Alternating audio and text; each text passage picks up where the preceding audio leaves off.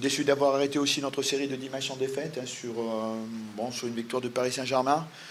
Je pense qu'ils doivent surtout à leur deuxième mi-temps où ils nous ont mis beaucoup de pression. Je crois que nous, là où on a raté le coche, c'est en première mi-temps. On a deux très belles occasions, un par Cantou et par Nicolae, où on aurait pu mener 1-0. Je pense que là, ça aurait été un match un petit peu plus difficile pour le Paris Saint-Germain. Bon, 1-0-0 en première mi-temps.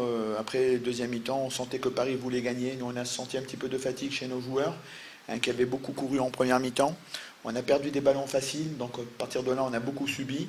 On sentait une bonne pression de Paris Saint-Germain, même si la GIA n'a pas concédé beaucoup d'occasions de but. Par contre, sur le but, là, je ne sais pas trop ce qu'on a fait au niveau du marquage, mais bon, ils sont 3 ou 4 à pouvoir reprendre le ballon de la tête. Et ils mènent 1-0 sur un temps fort du Paris Saint-Germain.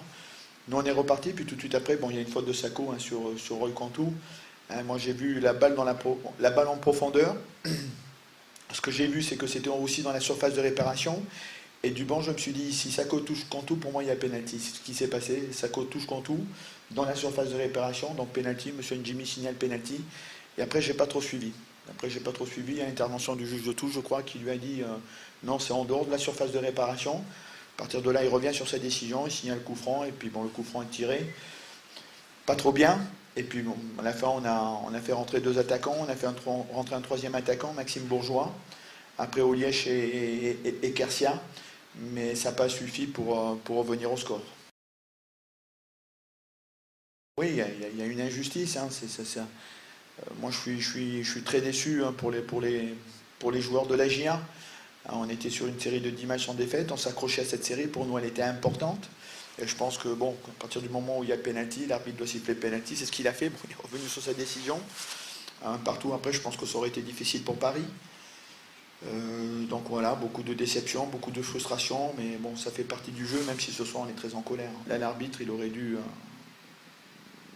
garder sa décision parce que c'était la bonne décision qu'il avait prise.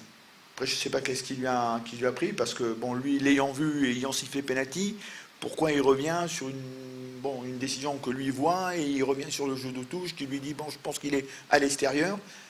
Ah non, M. Njimi a bien vu, comme moi j'ai vu du banc, alors que des fois on ne le voit pas. Hein. Moi, des fois des pénaltys du banc de touche, on ne voit pas. Mais là, j'étais persuadé, les deux courses, surface, j'ai dit touche, pénalty. Et ça n'a pas loupé, il a touché, donc j'ai tout de suite pensé au pénalty. Donc voilà, bon, c'est un petit peu dommage, parce qu'on était bien, on savait que pour nous ça allait être difficile, parce que Paris était dans une situation un petit peu compliquée, hein, avec un déficit de points. Donc on savait qu'ils allaient pousser. On a été très correct en première mi-temps, un petit peu moins en deuxième mi-temps. C'est un peu le film du match. Voilà, et puis de la frustration et puis de la colère aussi, hein, parce qu'il y avait pénalty et malheureusement il nous a été refusé. Non, je pense qu'il y a le capital confiance. Hein, quand vous êtes dans une équipe qui est dans une bonne dynamique, hein, là on était quand même, c'est pas rien, 7 victoires consécutives hein, contre des équipes de qualité. Là on a montré surtout en première mi-temps qu'on avait une certaine qualité, même si techniquement il y a encore beaucoup de déchets. Et on doit jouer un petit peu plus vite avec un petit peu plus de précision. Mais ça, c'est pas facile non plus. Mais on a la volonté de jouer. D'abord de bien défendre et ensuite de jouer.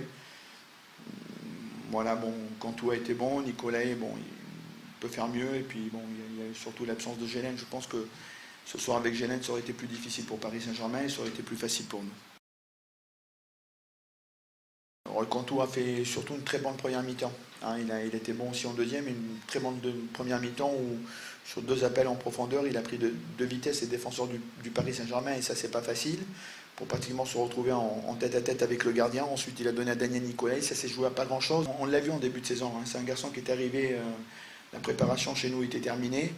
Donc il a fait les 3-4 premiers matchs de championnat où il a été très bon, après il a eu le contre-coup. Et puis là, depuis une dizaine de jours, il est revenu à un bon niveau sur le plan physique. Et comme c'est un garçon que je connais bien, qui est capable aussi de prendre la profondeur, maintenant en Ligue 1, ce qui est plus difficile, c'est marquer des buts. Hein.